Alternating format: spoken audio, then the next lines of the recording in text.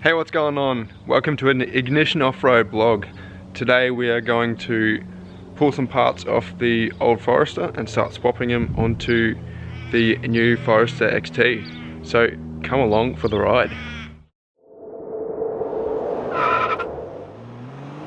So today it's a Sunday, awesome weather, so I've decided I'm going to be working on the Project XT today. So today I'm going to try and move a lot of the parts from the lifted Forester onto the Forester XT, so mainly the bull bar and maybe a few other bits and pieces. Today is literally just a random vlog. I've got nothing really planned, so we'll just take it as it comes.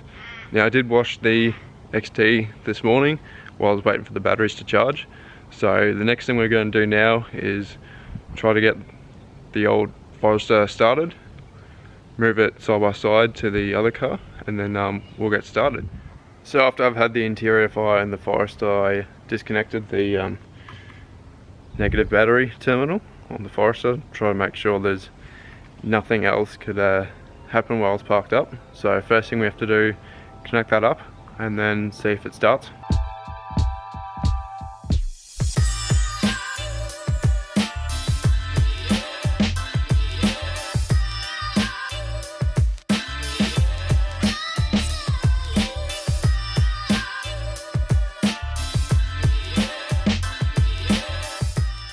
Righto, let's try this one again.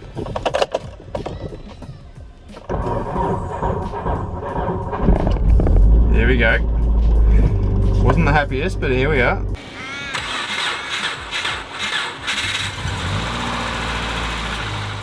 Alright, so while we're in here, it's probably a good chance to talk about the torque locker. So you're going to hear it in a sec, if I don't stall it first.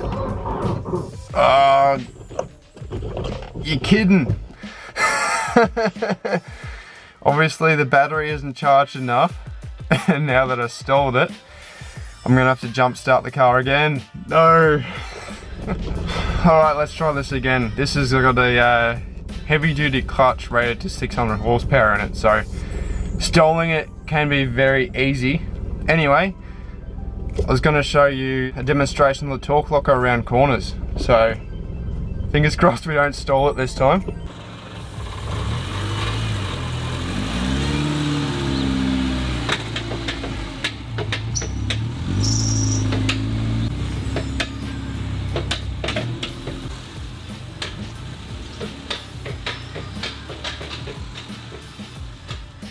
Okay, so as I was saying with the torque locker, I found on really tight corners it actually locks up for a split second. So I think it's due in my vehicle to the 20 kilo center diff. So that 20 kilo causes the driveline to bind, and then that rear locker actually engages mid-turn when I'm doing really sharp corners. So translating this to street driving, if I'm turning from one road onto another 90 degrees, the car will actually lock up for a split second and jolt quite aggressively, which is not very pleasant. Unfortunately, this is something I found the 20 kilo center doesn't seem to work well with the torque locker in a general driving census.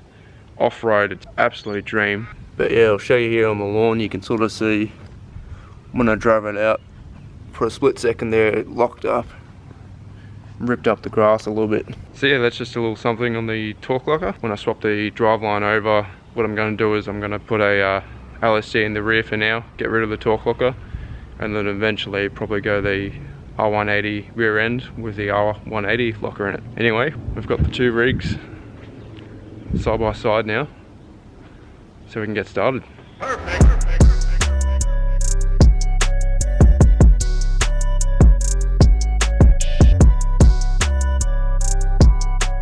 Alright, so the first thing we're going to do is pull off the spotties and the antenna, and we're going to try and get this bull bar off.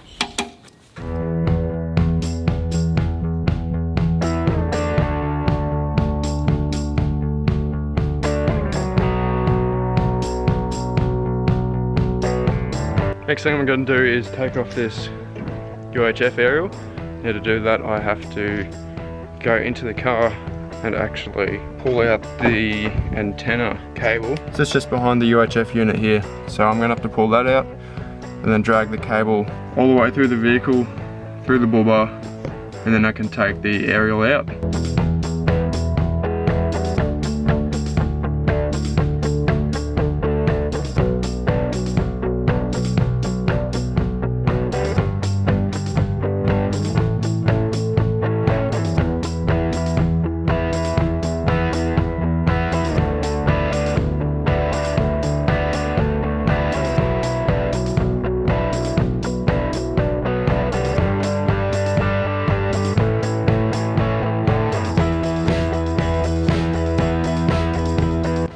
Alright, as you can see here, I did start making a bit of a winch mount under the bumper. I sort of fabbed up all the mounting, and I just never committed to actually cutting into the bar, and that's why I've never actually mounted the winch. But you can see I made a start on it, and I do intend to finish that off at some stage. But for now, I'm going to pull that off.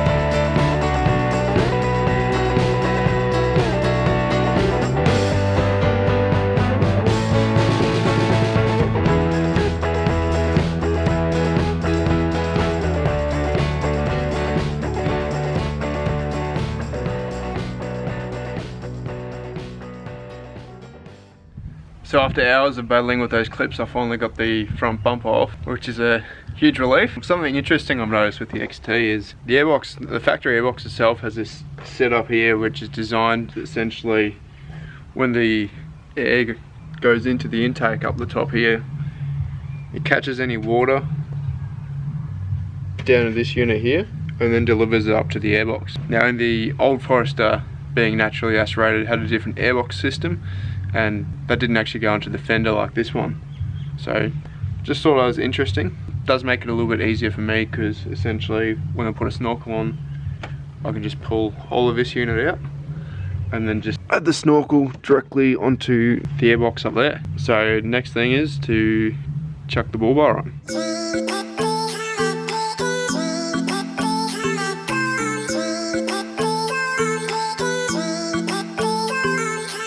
Okay, so the bullbar's on. Last thing to do is the fenders. So this is the original fender here. That one there is one that I got with the bullbar when I got it from the wreckers. You can see this portion here is all been chopped off, so I can fit it straight up.